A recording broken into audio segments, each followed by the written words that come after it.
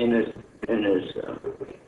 Mr. Geddes shared with us, those who are got a little cottage industry of making metaphors for a baby shower or something like that are actually breaking the law today as the law is defined in if you sell any of those at all, you're breaking the law. Correct. We have an exemption in our rules for baked goods that are part of fundraisers, and that's the one because you mentioned some of the things. Yes, so there is an exception today. Oh, all right. Well, for fundraisers, and it is limited to baked goods. When we do have some advice when folks want to actually start doing this, because and we do get this question all the time: how can we start up with this business? And there are places to try this. I mean, you can start off by using your church kitchen just to see if your business works. And there's also provisions for taking another location on your home property and converting it. We've got a lot of folks that have converted their garage or another building on their property, so they're using a separate kitchen. So we get these questions all the time, especially when the economy is having issues and people want to do some things. So we have ways to work with folks so that they're using their home property, but a different room in that property. A lot of garage conversions go on, and then they're also permitted, and we do conduct inspections of that. I asked the author of the bill a little while ago about penalties. Can you tell us if you found someone that actually, because of uncleanness or ingredients or whatever, has the potential of creating illness or death? What penalties would they face today prior to the passage of this? Our rules, our current rules are called the Texas Food Establishment Rules, and those come out of 437. And if you're a food establishment and permitting, you are subject to administrative penalties under those state rules. So, and we've got a slide scale that anywhere from $500 to $10,000 per violation. So we've got procedures, and we apply those for those establishments that come under our jurisdiction. As you're probably aware, we've got local health jurisdictions that actually do the conduction and enforcement of those rules in most areas of the state. We basically get rural Texas. We have those areas that don't have local health departments. Members, do y'all have other questions? I have a few, but we'll go to Chair Thurwell. Thanks for being here. You had mentioned that 25% of the illness that resulted from food that was prepared in home was from what products? A variety of products, including all the baked products, and there's other ones too. But we focus in and looking that there's a whole list of ones that are considered non-potentially hazardous. And the problem with those products is not how they come in and the cooking process that makes them look, quote, non-potentially hazardous, but they're subject to contamination afterwards. The number one illness that are problematic with these things is norovirus. And so you've got your baked product, and then you handle it, and this is something that's transferred through hands, and then you've got a product that's now contaminated. Norovirus is probably what everybody thinks is the cruise virus. So once you have it in a facility, it's very hard to eradicate. The CDC estimates that's probably the number one cause of foodborne illness, and because it's a virus, people don't get tested for it. It's very contagious, and so our concern is once you have norovirus brought into a kitchen, to get it out of there and sanitize all the surfaces. You've got family members, other people that come in the kitchen that can carry it. It's very hard, and then it's then easily transferred to those baked products. And so embedded in this bill is a requirement that a course be taken and so forth, and that course presumably would help people understand the need for sanitation, hand washing, and things of that nature in order to prevent that kind of thing from happening. Correct. The bill requires a pre-registration inspection, but it is not set up unless we've got a complaint. It does not require routine inspections. And when we conduct inspections of food establishments, our goal is to see them in operation. If you do a pre-inspection before someone's operating, you don't know how they're handling food and what their processes are. The equipment's just one part of it, but how are they actually doing it? What are their procedures? And those are only observed during an actual inspection of a production. And this bill is not set up so we can do that. It only allows us to do a pre-inspection, a pre-registration inspection.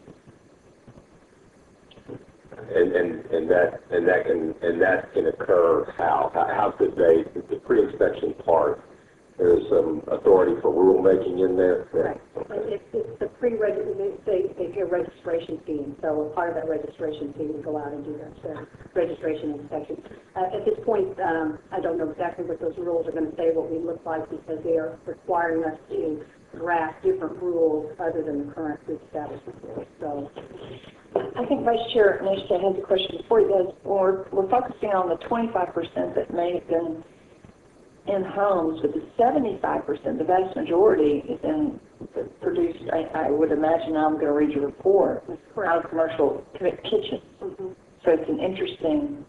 Well, and in the deal, and the problem with that, I think when the CDC says that they estimate that for every one reported, 38 are unreported. It's speculation, but I would bet that a lot of those are the ones that are home produced, because there is no. Why would they go and say that we've had a foodborne illness? For one. Well, I've never done it, and I've probably had a foodborne illness, and I've never called anybody. I've just taken my lumps and said, "Boy, I didn't feel very good, and that wasn't very much fun," and moved on. Well, investigating foodborne illness is extremely complicated. All of the last investigations that we've done, the tomato pepper thing last year was a good indication, and the way that was solved is because you actually have a link between illnesses and then actually the products. And we determined finally it was the jalapeno peppers and not the tomatoes. We think it started off being tomatoes, but just the way the produce was illegal, that it kind of changed vehicles. Yeah. But when we solved that, it was because of record keeping, that we were able to go through invoices and find out where this product was, and the fact that the folks that got sick were actually part of a larger group that went and got tested. We're concerned that someone gets sick buying something from their home. There's no record of where they purchased it. The people that produce those foods are not going to have records maybe of their customers. It's going to be harder to find where that food went. And then also, you're correct, and most people that get sick do not get tested when they go to the doctor unless there is something really big going on and say, please get sick, and when you get sick, get tested, which is what happened last year. Let me do this. I know Chair Gonzalez is yours a quick. Vice Chair Neshta's been waiting a while, and we have we'll go 30 more minutes. So Vice Chair Neshta and then Chair Gonzalez. Thank you. When I asked Representative Gaddis about the possible need to clarify the authority of the department to inspect the home, I was referred to the language on page 2, where the commissioner by rule may require an inspection if the department has reason to believe that the food production operation is either in violation of the section or rule or is being operated in an unsanitary manner.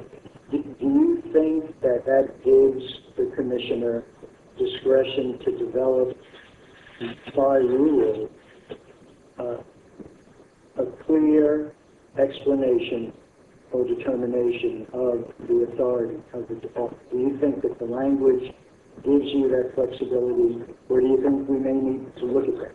I think we're probably going to need to look at it. We always have, as a health authority for state, we have the ability to investigate illnesses. Our concern is whether it's going to get reported to us or not.